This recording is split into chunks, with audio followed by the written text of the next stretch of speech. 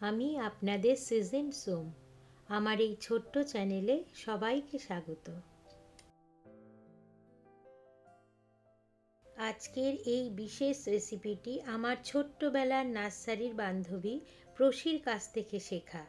এই রেসিপিটিতে এমন একটি মশলার ব্যবহার প্রসি শিখিয়েছে যেটি চিকেনের গ্রেভিকে আরও অ্যারোমেটিক করে তুলেছে।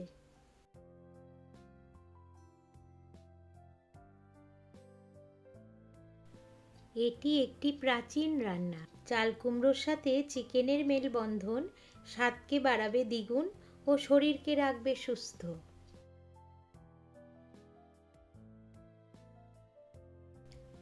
এবার আসা যাক রেসিপির প্রসঙ্গে। প্রথমে একটি ছোট কচি চাল কুমড়োর খোসা ছাড়িয়ে ডুমো ডুমো করে কেটে নিতে হবে। আমি আগেই চাল কুমড়োটিকে ভালো করে ধুয়ে নিয়েছি, কারণ চাল কুমড়ো কেটে ধুলে তার মধ্যে যে খাদ্যগুণগুলো থাকে সেটা অনেকটাই চলে যায়।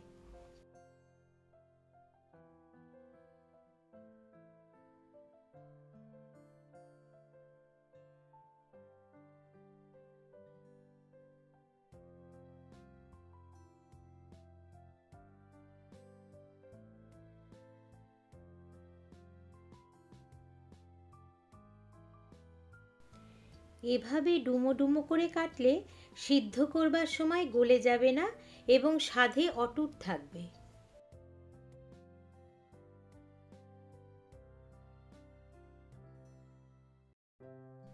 500 থেকে 700 গ্রাম চিকেনকে পরিষ্কার করে ধুয়ে নিতে হবে। চিকেনের টুকরোগুলোকে মাঝারি আকারের নিতে হবে। এখন দুটি মাঝারি আকারের পেঁয়াজকে পাতলা স্লাইস করে কেটে চিকেনের সাথে যোগ করুন। 2 টেবিল চামচ আদা, লঙ্কা ও রসুন বাটা, 1 চা চামচ হলুদ গুঁড়ো, 1 চা চামচ লঙ্কা গুঁড়ো ও কাশ্মীরি লঙ্কার গুঁড়ো, 1 চা চামচ ধনে জিরে গুঁড়ো, 3 টেবিল চামচ টক দই এবং স্বাদ অনুসারে নুন দিয়ে ভালো করে মেখে নিন। আমি বলতে ভুলে গিয়েছিলাম, 3 টেবিল চামচের মতন সরষের তেল যোগ করুন।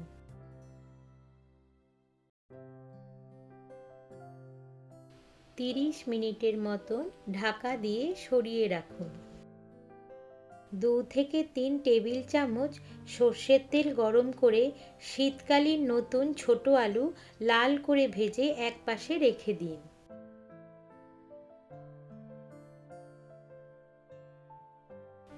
ফ্যামিলি মেম্বারদের কথা মাথায় রেখে আপনারা আলু যোগ করতে পারেন। এখন গ্যাসের ফ্লেম অন করে মশলা মাখানো চিকেনটিকে মাঝারি তাপমাত্রায় ভালো করে কষুন। যখন চিকেন থেকে জল বেরিয়ে আসবে তখন ভাজা আলুগুলো যোগ করে আবার ভালো করে কষুন।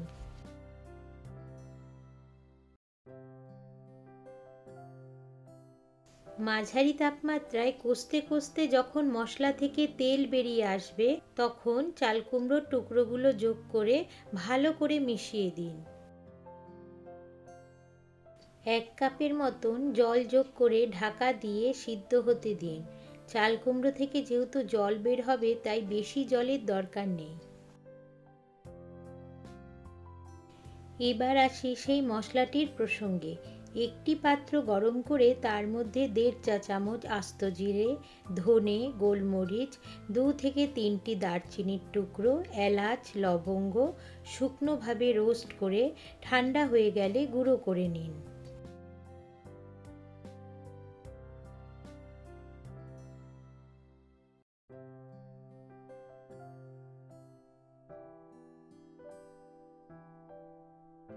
ঢাকা সরিয়ে গ্রেভি, সবজি ও চিকেনগুলোকে দেখে নিন। দেখুন চাল কুমড়ো থেকে কতটা জল বের হয়েছে। বেশি জল দিলে এর স্বাদটা কিন্তু কমে যেত।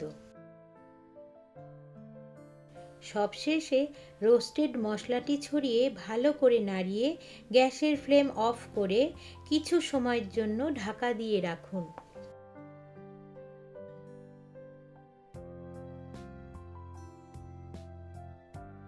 আমার বান্ধবীর কাছে শেখা এই অসাধারণ রেসিপিটি শীতের দিনে ভাত বা রুটির সাথে কিন্তু অবশ্যই জমে উঠবে।